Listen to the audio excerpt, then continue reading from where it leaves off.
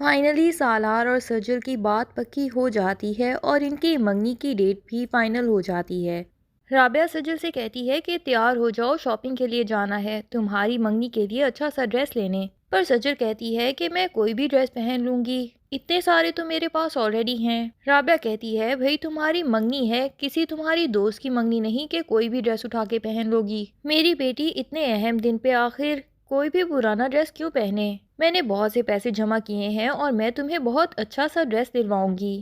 آخر پاشا خاندان کی بہو بننے جا رہی ہو، کوئی کمی محسوس نہیں ہونی چاہیے۔ ادھر سالار رابعہ کو کال کر کے پرمیشن لیتا ہے کہ کیا میں آپ کی بیٹی کو لے کے جا سکتا ہوں تاکہ وہ اپنی منگنی کی انگوٹھی اپنی پسند سے خرید سکے۔ رابعہ بھی کہتی ہے کہ بھئی پہلے بھی وہ آپ کی سیکرٹری رہی ہے اور آپ کے ساتھ آتی جاتی رہی ہے، بھلا مجھے اس بات پہ کیا اعتراض ہو سکتا ہے؟ تو سالار کہہ دیتا ہے کہ پھر سجل سے کہیے کہ آدھے گھنٹے میں ہی ریڈی ہو جائے، میں فوراً سے پہلے وہاں پہ پہنچنے ہی والا ہوں۔ اور 2 منٹوں میں تیار ہو کے واقعی آدھے گھنٹے سے بھی پہلے سجل کے گھر کے دروازے کے پاس پہنچ کھڑا ہوتا ہے۔ رابعہ تو دل ہی دل میں خوش ہوتی رہتی ہے کہ جو بھی ناانصافیاں جانے انجانے میں نے اور رمشا نے مل کے سجل کے ساتھ کی، بالآخر ان سب کی تلافی ہو جائے گی اور سجل کو وہ سب مل جائے گا جو خدا نے اس کی قسمت میں لکھا تھا۔ وہ اتنی ہی محبت کرنے والا ہسبینڈ ہی ڈیزرو کرتی تھی، جتنی پیاری بچی ہے، جتنی صابر شاکر بچی ہے، اس کی زندگی میں تو سب کچھ اچھا ہی ہونا چاہیے۔ سالار سجل کو ایک مہنگی ترین شاپ میں لے جاتا ہے جہاں پہ ڈائمنڈ کی بہت پیاری رنگز ہوتی ہیں اور اسے کہتا ہے کہ اپنی منگنی کی رنگ خود ہی منتخب کر لو، لیکن سجل کہتی ہے کہ مجھے ان میں سے کوئی بھی رنگ نہیں پسند آ رہی، مجھے عام سی گولڈ کی رنگ بھی لے دیں گے تو میں تب بھی منگنی کرنے کے لیے تیار ہو جاؤں گی کیونکہ میری ماں نے یہ حکم دیا ہے اور اپنی ماں کا حکم میں ٹال نہیں سکتی۔ سالار پوچھتا ہے کہ کیا یہ منگنی صرف اور صرف اپنی ماں کے حکم کی وجہ سے کر رہی ہو؟ کیا تمہارے دل میں میرے لیے تھوڑی سی بھی فیلنگز نہیں؟ تو سجل کی آنکھیں جھک جاتی ہیں اور اس کے شکل پہ خود ہی مسکراہٹ آ جاتی ہے جسے سالار خوب انجوائے کرتا ہے، لیکن سجل کے دل میں ابھی بھی یہ ڈر ہوتا ہے کہ کہیں سالار پھر سے اسے دھوکہ نہ دے دے، جس طرح پہلے سالار کی محبت پہ اسے یقین آ گیا تھا اور اس کے بعد پتہ چلا کہ یہ سب تو سالار نے صرف سجل کو نیچا دکھانے کے لیے کیا تھا، اس لیے ابھی وہ مکمل طور پہ خوش ہی نہیں ہو پاتی اور نہ ہی سالار کی محبت پہ کمپلیٹلی یقین کر پاتی ہے۔ ادھر رمشا ہے کہ جسے تو یقین ہی نہیں آ رہا کہ اچھا خاصا سجل نے سالار سے شادی سے انکار کر دیا تھا اور میری ماں نے خود ہی سجل کو اپنے واسطے دے کے منا لیا اس شادی کے لیے۔ وہ تو غصے میں رابعہ کے پاس پہنچ جاتی ہے اور اسے کہتی ہے کہ کاش کہ آپ کو اپنی سگی اولاد سے زیادہ محبت ہوتی، نہ کہ کسی دوسرے کی اولاد کے ساتھ، لیکن رابعہ اسے کہہ دیتی ہے کہ وہ کسی اور کی اولاد نہیں، وہ بھی میری ہی بیٹی ہے تمہاری طرح، اور تم یہ سچ کبھی نہیں جھٹلا سکتی کہ تم جو زندگی عیش و آرام کی گزار رہی ہو یہ سب کچھ سجل کا دیا ہوا ہے، چاہے اسے بتاؤ یا نہ بتاؤ پر اس کا تم پہ بہت بڑا احسان ہے جو کہ میرے دل پہ ایک بہت بڑا بوجھ بنا ہوا ہے۔ رمشا کو اپنی ماں پہ شدید غصہ آتا ہے اور وہ اسے کہہ دیتی ہے کہ آپ زندگی میں دوبارہ میری شکل نہیں دیکھیں گی،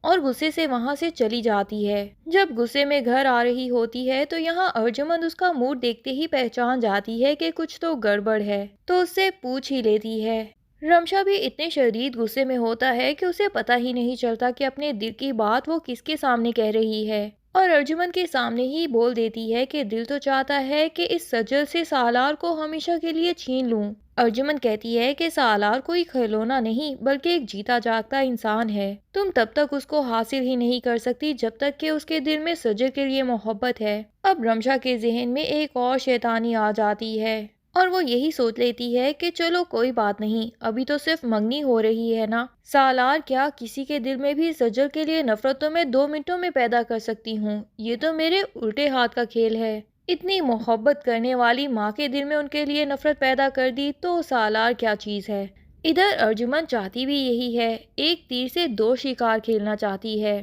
رمشا سے سالار کو بچانے کے لیے اسے یہ تو منظور ہو گیا تھا کہ وہ سجل سے شادی کے لیے ہاں کر دے اور سالار کو کہیں وہ کھو نہ دے، اس لیے وہ اس کے سامنے یہ بھی کہہ چکی تھی کہ میں خود سجل سے جا کے بات کر لیتی ہوں اگر تمہیں اتنی ہی پسند ہے وہ۔ سالار کو بھی یہ جان کے خوشی ہوتی ہے کہ اس کی آنے کو اس رشتے میں اب مزید کوئی اعتراض نہیں، لیکن دراصل ارجمن سجل کو بھی اپنی بہو کے طور پہ پسند نہیں کرتی۔ وہ تو رمشا کے خاندان کی کوئی بھی لڑکی اس خاندان کے ساتھ جڑی ہوئی دیکھنا ہی نہیں چاہتی۔ تابش کو بھی پتہ نہیں کیسے برداشت کر رہی ہے، صرف اور صرف علیزے کے لیے، لیکن دن رات اسی کوششوں میں ہے کہ علیزے کے دل میں اس کے لیے نفرت پیدا کروائے اور علیزے کی اس سے جان چھڑوا سکے۔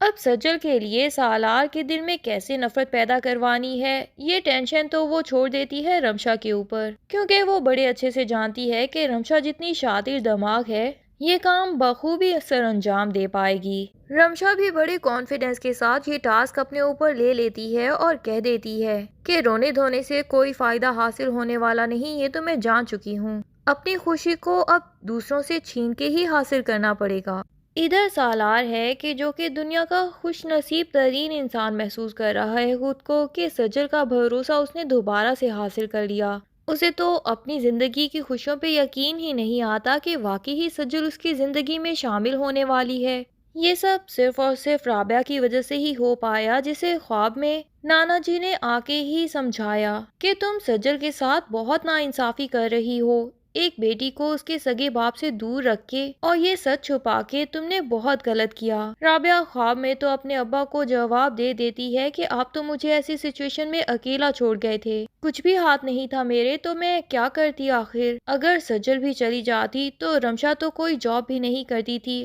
ہم لوگ تو بالکل بھوکے ہی مر جاتے۔ اور پھر رمشا نے جو راستہ دکھایا تو میں اسی کے اوپر ہی چل پڑی، لیکن نانا جی اسے کہتے ہیں کہ تم نے ایک باپ کو اس کی بیٹی سے جیسے دور کیا ہے، اسی طرح دیکھ لینا تمہاری سگی اولاد بھی تم سے بالکل دور ہو جائے گی۔ تبھی جب رابعہ کی آنکھ کھلتی ہے تو وہ فوراً سے سجل کے پاس پہنچ جاتی ہے اور اسے کہہ دیتی ہے کہ میں تمہاری سالار کے ساتھ شادی کرنا چاہتی ہوں، اگر تمہیں اپنی ماں کی چوائس پہ بھروسہ ہے تو آنکھیں بند کر کے اس رشتے کے لیے ہاں کر دو۔ سجل کہہ دیتی ہے کہ اول تو میں شادی کر کے آپ سے دور ہی جانا نہیں چاہتی، اور اگر شادی کرنی بھی پڑی تو سالار ہی کیوں، مجھے اس انسان پہ بالکل اعتبار نہیں ہے۔ لیکن رابعہ بھی کہہ دیتی ہے کہ میں جانتی ہوں تم کس ذہنی کشمکش میں ہو، اور جب انسان کو فیصلہ کرنا مشکل ہو تو اسے اپنا فیصلہ حالات پہ چھوڑ دینا چاہیے، خدا یقیناً بہترین فیصلہ کرنے والا ہے۔ سجل بھی کہہ دیتی ہے کہ چلیں ٹھیک ہے، میں اپنی زندگی کا فیصلہ آپ کے اوپر چھوڑ دیتی ہوں، آپ جو بھی چاہیں گی میں اسی میں راضی رہوں گی۔ دوسری طرف تابش ہے